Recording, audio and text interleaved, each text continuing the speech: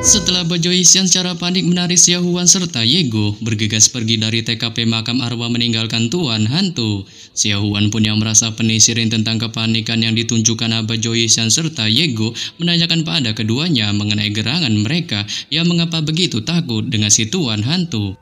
Saat Yego pun memberitahukan bahwa Tuan Hantu merupakan sosok paling misterius di sekte Raja Hantu, serta notabene adalah sosok tetua yang sangat dihormati di dalamnya sekaligus orang kepercayaan dari Raja Hantu. Dengan dirinya juga tak yakin orang macam apa beliau, tapi menurut rumornya, ia jelas bukanlah sosok biasa. Yang bahkan Bajoysian pun juga menunjukkan pendapat yang sama, menyebutkan Tuan Hantu ini memang bukanlah orang biasa serta mereka tak bisa meremehkannya. Sebelum kemudian ia pun mengalihkan topik pembicaraan dan menanyakan pada Xiaohuan dan Yego mengenai gerangan mereka yang apakah memperhatikan sesuatu di sudut kanan makam arwah.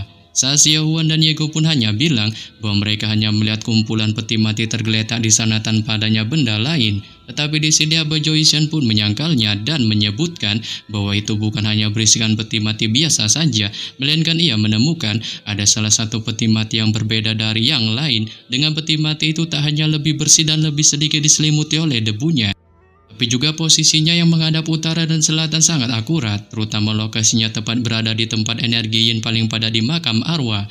Terlebih lagi ia sebenarnya sama sekali tak mau mengambil pusing memikirkan peti mati yang aneh ini.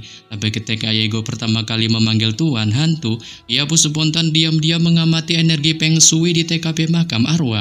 Mendapati itu tanpa tak wajar dan sungguh menunjukkan beberapa petunjuk aneh, sehingga membuatnya pun merasa khawatir. Si Tuan Hantu ini yang notabene berada di jalan iblis, nyatanya tanpa diduga dapat menggunakan energi yin untuk memulihkan dirinya.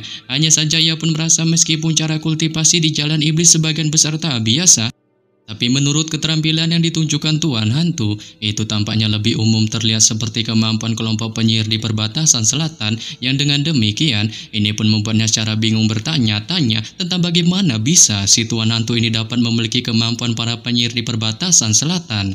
Namun ketika Bajoysian masih bertanya-tanya akan hal ini, Yego pun tiba-tiba membantahnya dan menyebutkan bahwa perkataannya itu belum tentu benar, mengingat dia mengetahui ada seorang tetua di klan Wandu yang bernama Iblis Pengisap darah. Dengan selain kemampuan yang terkenal dalam mengisap darah, ia pun nyatanya juga menguasai formasi jalan kebenaran, yaitu pengatur 5 roh layaknya seperti Tuan Hantu. Tapi demikian Bajoysian pun balik membantah Yego lagi, serta menyuruhnya untuk memperluas pengetahuannya, sebab beliau tahu Iblis Pengisap darah yang menurutnya tak berguna itu mempelajari beberapa keterampilan curang dari suatu tempat dan secara paksa menangkap beberapa roh tak berdosa, lalu dengan sengaja berpura-pura untuk menipu orang, sehingga ketika saatnya benar-benar menggunakannya, kemungkinan besar ia akan dilumpuhkan begitu menggunakan keterampilan formasi pengatur 5 rohnya itu.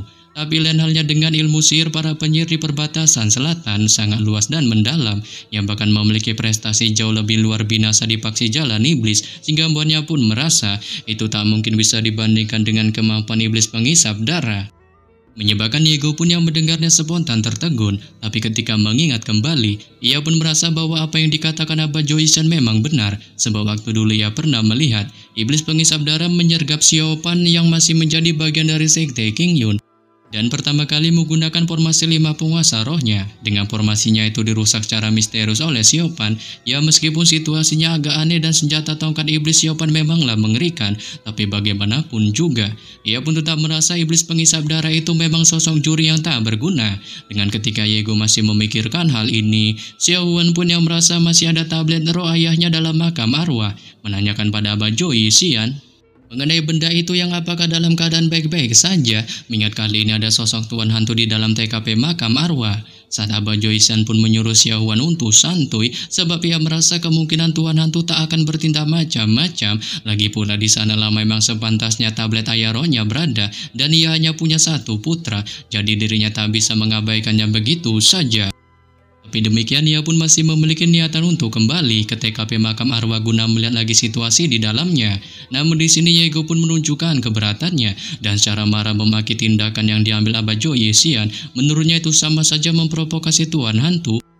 Akan tetapi Bajoysian pun memilih mengabaikannya, sebab berdasarkan logikanya untuk tipe seorang anggota dari paksi iblis, Energi Yin di malam hari adalah yang paling kuat, serta juga waktu terbaik bagi Tuan Hantu untuk memulihkan diri dengan tenang, dan pada saat itulah mereka bisa memanfaatkan kesempatan ini untuk memasuki makam arwah, sehingga karena ini siang hari, beliau pun menyarankan untuk lebih baik menunggu sampai malam tiba. Saat ini pun Mbak Xiaohuan yang mendengarnya mendukung penuh saran dari kakeknya, sebab ia merasa karena tablet roh ayahnya yang masih ada di sana, mereka pun harus kembali untuk melihatnya. Oleh karena itu setelah membuat kesepakatan ini, kelompok Xiaohuan pun menunggu di gang terpencil di kota Heang. Awalnya mereka masih bisa melihat beberapa sosok manusia dari kejauhan, tapi sering hari berganti malam. Bayangan-bayangan kecil itu pun berangsur menghilang, dan ketika malam tiba, kota Heang pun yang tadinya ramai seharian, penduduknya pun kali ini diliputi ketakutan akan datangnya malapetaka, membuat masing-masing dari mereka pun memilih untuk berlindung di rumahnya. Di balik angin malam bertiup kencang membawa sedikit hawa dingin mencekam, menimbulkan suara dengungan keras berembus pelan melewati puncak kota. Tapi demikian situasi mencekam di kota Heang ini tak berlaku sedikit pun pada kelompok Xiaohuan, sebab kali ini ketiganya secara bagongnya diam-diam sudah tiba di pintu masuk makam arwah di ujung gang. Sebelum kemudian Abah Joycian pun mengeluarkan beberapa jimat kertas kuning dari sakunya dan segera menyerahkan kedua jimat itu masing-masing pada Xiaohuan serta Yego.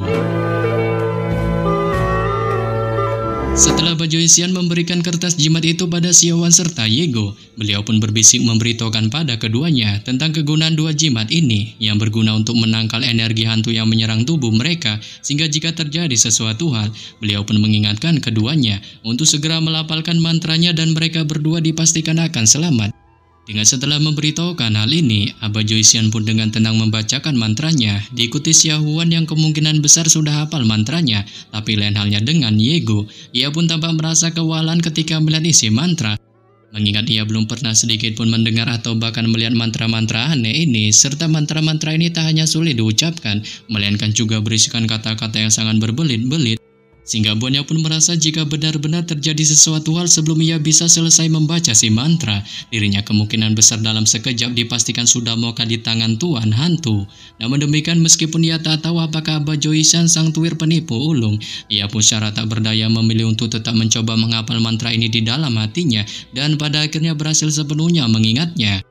Yang oleh karena itu setelah melihat Yego berhasil menghafal si mantra, Abah Joycian pun bergegas mengajak keduanya untuk memasuki makam arwah. Dengan begitu masuk ke dalamnya, ketiganya pun dapat melihat situasi makam arwah tampak lebih mencekam daripada terakhir kali mereka masuki. Dan begitu melihat kumpulan tablet roh di TKP meja prasasti makam arwah, Abah Joycian pun spontan menghela napas lega, menemukan tablet roh Jo Xingyun putranya masih ada di sana bersama tablet roh lainnya tanpa disentuh sedikit pun, sehingga buahnya pun merasa kemungkinan Tuan Hantu tak tertarik sedikit pun dengan benda-benda ini. Diikuti Xiaohuan pun melihatnya juga menunjukkan kelegaan yang sama.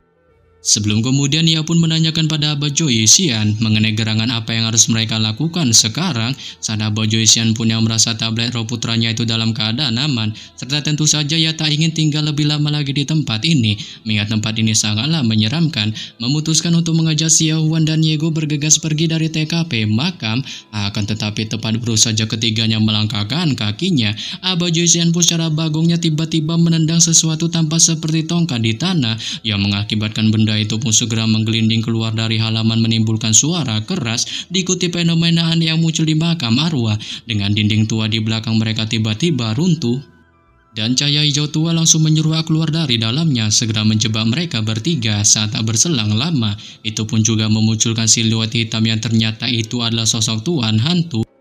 Sebelum kemudian ia pun melontarkan amarahnya pada kelompok Abah Joycian yang sangat berani kembali lagi ke TKP makam arwahnya, mengingat dirinya sebelumnya sudah memperingatkan mereka untuk tak datang lagi, sehingga dengan demikian ia pun mempertanyakan hal ini pada Abah Joycian. Saat Abah Joycian pun yang mendengarnya mencoba membela dirinya dengan bilang bahwa kedatangannya lagi ke sini hanya untuk melihat kembali tablet roh putranya. Terlebih lagi ia juga merasa khawatir Tuan Hantu akan bertindak macam-macam terhadap tablet roh putranya, didasari atas dirinya yang diketahuinya berasal dari jalan iblis, serta berlindung di tempat yang dipenuhi energi yin ini, dan menggunakan api hantu dunia dalamnya untuk menyerap energi hantu gaib di TKP makam arwah, bertujuan menyehatkan tubuhnya sendiri, sehingga dengan tingkat keterampilan mendalamnya ini, itu sudah membuktikan bahwa dirinya benar-benar seseorang yang berada di jalan iblis, menyebabkan Tuan Hantu pun yang mendengarnya menunjukkan keheranannya. Dengan tak menyangka si Tuir tak berguna di depannya ini ternyata mengetahui segalanya tentang dirinya dan merasa ketiganya telah mengetahui semua rahasia tentang jalan iblis maupun kemampuannya, serta jika dibiarkan pergi kemungkinan mereka akan menjadi ancamannya. Ia pun memutuskan untuk membantai ketiganya. Dengan segera ia pun memunculkan kemampuan api hantu yang langsung membesar di tangannya sebelum kemudian tanpa basa-basi melesatkannya ke arah kelompok Abad Joycian.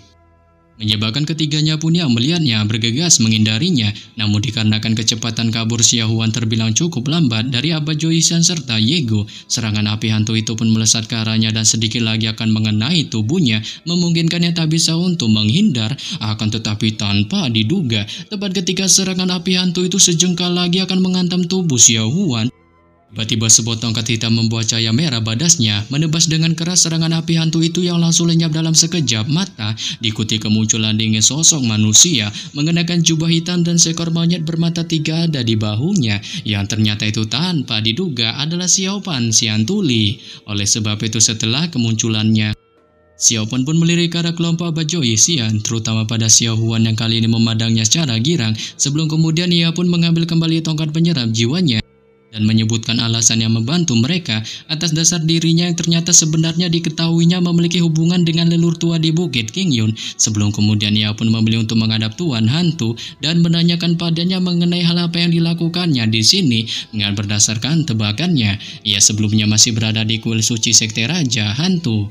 Saat Tuan Hantu pun hanya terdiam sejenak, lalu menyebutkan bahwa kelompok Abad Joycian telah melanggar privasinya dalam berkultivasi, memungkinkannya kali ini berniat akan membantai mereka.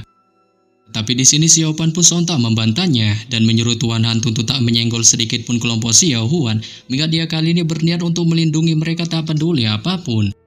Menyebabkan Tuan Hantu pun yang mendengarnya spontan menunjukkan amarah membaranya. Dengan tak berharap Xiaopan nyatanya berniat melindungi kelompok Xiaohuan, membuatnya pun segera menunjukkan genderang perangnya dengan segera memunculkan kemampuan api hantu cahaya badasnya. Ia pun pada akhirnya melesatkannya secara brutal ke arah Xiaopan.